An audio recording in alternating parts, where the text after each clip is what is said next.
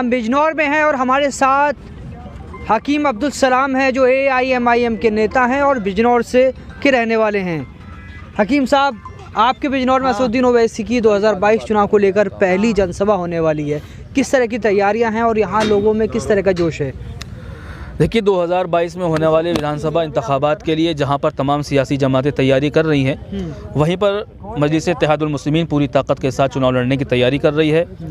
आली जनाब बैरिस्टर असदुद्दीन ओवैसी साहब की ज़िला बिजनौर की सरज़मीन पर आमद है और हम उनका तहे दिल से इस्तकबाल करते हैं, स्वागत करते हैं और ज़िला बिजनौर की जनता उनको बहुत प्यार से नवाजेगी। यकीनन 19 दिसंबर 2021 को दोपहर 12 बजे शोषित वंचित समाज विशाल जनसभा को संबोधित करेंगे बैरिस्टर ओवैसी साहब और लाखों की तादाद में इंशाअल्लाह ताला मुझे उम्मीद है ज़िला बिजनौर की आवाम से और ज़िला बिजनौर के आसपास के इलाके के लोगों से मुझे पूरी उम्मीद है कि इंशाअल्लाह वो बड़ी तादाद में बैरिस्टर ओवैसी साहब को सुनने के लिए, देखने के लिए पहुँचेंगे। अच्छा, बिजनौर ज़िला जो है समाजवादी पार्टी का गढ़ कहलाता है और जिस विधानसभा में ये जनसभा होने वाली है वहाँ 2 बार लगातार जो है समाजवादी पार्टी के विधायक हैं, तो उस बीच में जो है आप कैसे AIMIM की तरफ लोगों को लेके आ रहे हैं? नगीना विधानसभा की जनता बदलाव चाहती है। आपके चैनल के माध्यम से नगीना विधानसभा की आवाम के नाम भी ये पैगाम दे रहा हूँ कि 2022 के अंदर नगीना विधानसभा की जनता बदलाव चाहती है। 10 साल से माननीय मनोज पारस जी जो कि 5 साल सत्ता की कुर्सी पर काबिज रहे, सत्ता में मलाई खाई, सत्ता में मंत्री रहे, सत्ता में विधायक रहे, 5 साल विपक्ष में रहे, 10 साल के कार्यकाल में उन्होंने अपनी विधानसभा क्षेत्र के अंदर कोई विकास कार्य नहीं कराया। मैं सवाल करना चाहता हूं माननीय विधायक जी से और उनके पालतू तीतरों से सवाल करना चाहता हूं कि 10 साल के कार्यकाल में अपनी नगीना विधानसभा क्षेत्र में कितने जूनियर हाई स्कूल, कितने हाई स्कूल, कितने इंटर कॉलेज, कितने डिग्री कॉलेज, कितने गर्ल्स कॉलेज खुलवाए हैं जहां पर हमारे बच्चे और बच्चियां मुफ्त में शिक्षा और तालीम हासिल कर रहे हो? कितने हॉस्पिटल बनवाए हैं, कितने वार्ड क्लिनिक बनवाए हैं, कितनी गरीब बच्चियों की शादियां कराई हैं, कितनी गरीब बेवाओं की इमदाद करी है? सवाल ये है कि NRC के नाम पर हमारे नौजवानों को जेलों के अंदर ठूसा जा रहा था, विधायक जी नजर नहीं आए। बाबरी का इतना बड़ा मसला हो गया, विधायक जी नजर नहीं आए। ट्रिपल तलाक पर कानून पास हुआ, उस पर विधायक जी नजर नहीं आए।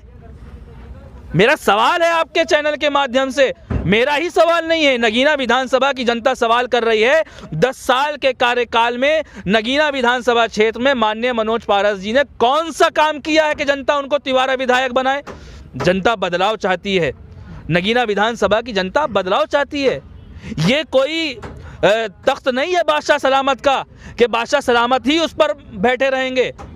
ये लोकतंत्र है और लोकतंत्र के अंदर जनता बदलाव चाहती है और इंशाल्लाह बदलाव होगा। अच्छा, नगीना के विधायक को लेकर एक आपकी सोशल मीडिया पे पोस्ट पर विवाद हो रहा है, क्या मसला है वो?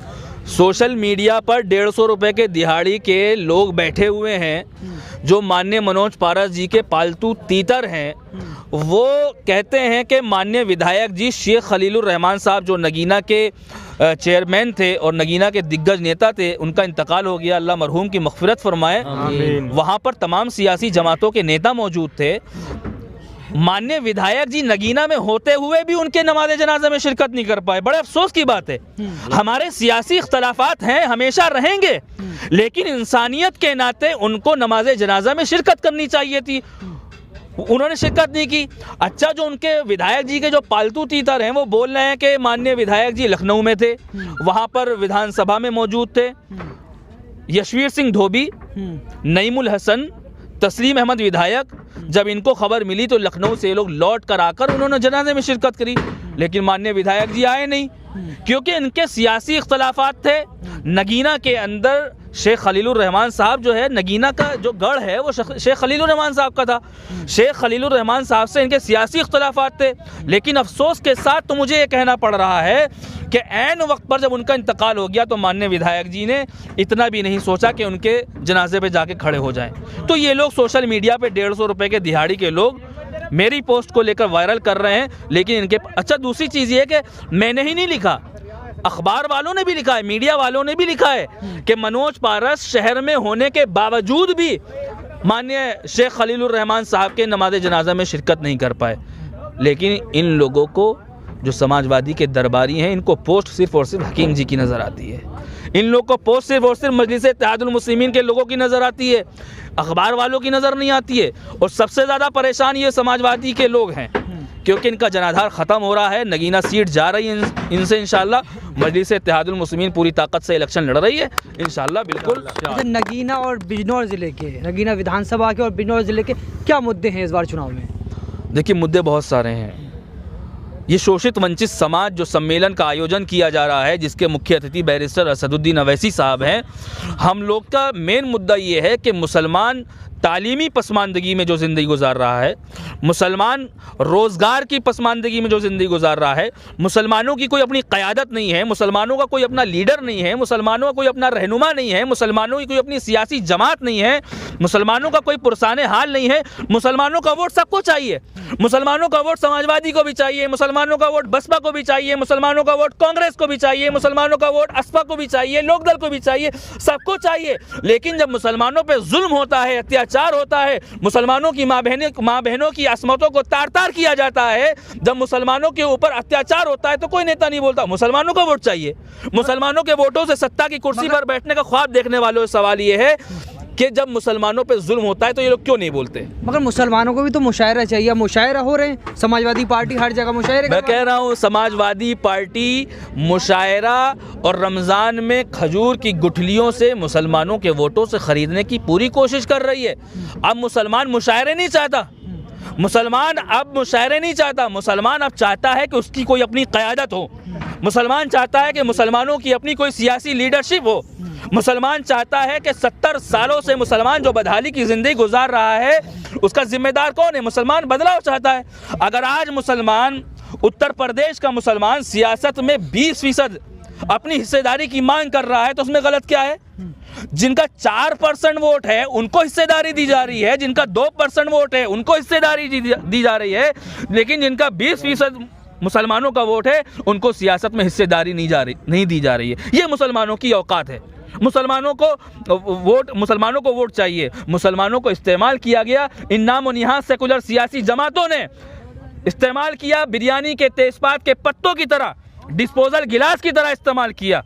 हम लोग अगर हक बयानी करते हैं, हम लोग अगर अपने दिल के जज्बात बोलते हैं, अगर हम अपनी समाज की आवाज़ को बुलंद करते हैं, तो ये लोग कहते हैं कि बी टीम है, सी टीम है, तरह तरह के इल्ज़ामात लगाते हैं, लेकिन ये इल्ज़ामात पुराने हो चुके हैं। अच्छा, आपने अभी CAA NRC का जिक्र किया। CAA NRC का प्रोटेस्ट जो लखनऊ में हुआ था, वहाँ से पूरे देश में फेमस हुई सैयद उज़्मा परवीन, अब वो आपकी पार्टी में आ गई हैं, कितनी मजबूती मिलेगी? सैयद उज़्मा परवीन साहिबा का पार्टी में खैर मकदम है और यकीनन जमात मजबूत होगी। और भी बहुत सारे कायदीन हैं, बहुत सारे लीडर हैं जो मजलिस इत्तेहादुल मुस्लिमीन में शमूलियत हासिल करेंगे। और धीरे धीरे लोग आ रहे हैं, समाजवादी से भी आ रहे हैं, बसपा से भी आ रहे हैं, कांग्रेस से भी आ रहे हैं। अल्हम्दुलिल्लाह बिजनौर के अंदर बड़ी तादाद में समाजवादी, बसपा, कांग्रेस के लोग इंशाअल्लाह ताला 19 दिसंबर 2021 को नकीब मिल्लत बैरिस्टर असदुद्दीन अवैसी साहब की सरपरस्ती में पार्टी ज्वाइन करेंगे और इंशाअल्लाह बिजनौर में मजबूती आएगी इंशाअल्लाह। हकीम साहब, आखिरी सवाल मेरा ये होगा कि कल जो है अखिलेश यादव और शिवपाल यादव की मुलाकात हुई है और उनका गठबंधन हो गया, मगर शिवपाल यादव ओवैसी से मिले, चंद्रशेखर भी जो है सपा की तरफ को मोड़ रहे हैं और राजभर तो चले गए हैं, तो आपको अकेले मझधार में छोड़ के सारे लोग जो है अखिलेश के साथ मिल रहे हैं। देखिए, हमारा मालिक अल्लाह है, हम किसी मझधार में नहीं हैं, हमारा मालिक अल्लाह है। शिवपाल यादव, अखिलेश यादव, राजभर, इन तमाम लोगों ने एक महाज तैयार किया। शिवपाल यादव ने माननीय अखिलेश बैरिस्टर ओवैसी साहब से ही मुलाकात करी, राजभर साहब ने भी अखिलेश बैरिस्टर ओवैसी साहब से मुलाकात करी। तो हम लोग चाहते हैं कि यूपी के अंदर भाजपा को रोका जाए, एक महाज तैयार किया जाए। सवाल ये है कि शिवपाल यादव साहब को तो गठबंधन का हिस्सा बना रहे हैं, राजभर साहब को गठबंधन का हिस्सा बना रहे हैं, चौधरी जयंत को गठबंधन का हिस्सा बना रहे हैं, लेकिन ओवैसी साहब को गठबंधन का हिस्सा नहीं बनाएंगे, क्योंकि इनको पता है कि अगर ओवैसी साहब को गठबंधन का हिस्सा बनाया तो उत्तर प्रदेश के अंदर इन तमाम लोगों की दाल नहीं गलने वाली और बैरिस्टर ओवैसी साहब की जो है बढ़ते हुए राजनीतिक कद से लोग ज़्यादा परेशान हैं। कोई दिक्कत नहीं है, अभी चुनाव में टाइम है, इंशाअल्लाह ताला हम लोग भी इंशाअल्लाह पूरी ताकत के साथ चुनाव लड़ेंगे।